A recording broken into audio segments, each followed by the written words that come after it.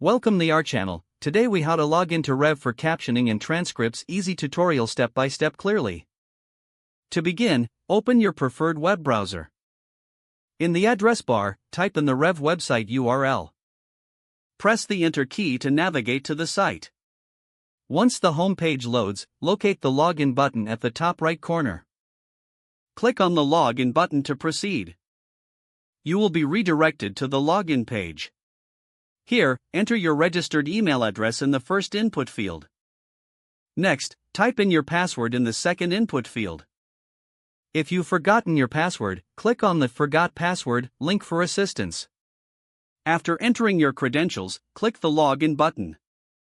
Wait a moment for the system to process your information.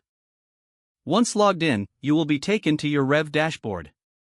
From here, you can access your captioning and transcription projects easily. If you encounter any issues, double-check your email and password. Ensure there are no typos and that the caps lock key is not active.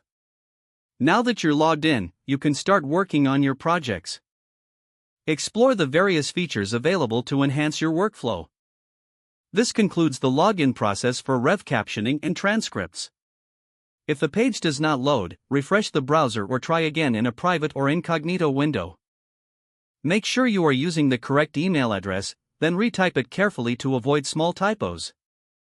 If your password is not accepted, use the reset option and create a new strong password you can remember. Check your spam folder for verification or security emails, then complete any requested confirmation steps. Enable two-factor authentication if available to improve account security and reduce unauthorized access risk. After signing in, review your profile details so your contact information and settings are accurate and current. If you see an error message, note it down and try again after restarting your device and internet connection. Log out when you finish, especially on shared devices, to keep your account and payment information secure.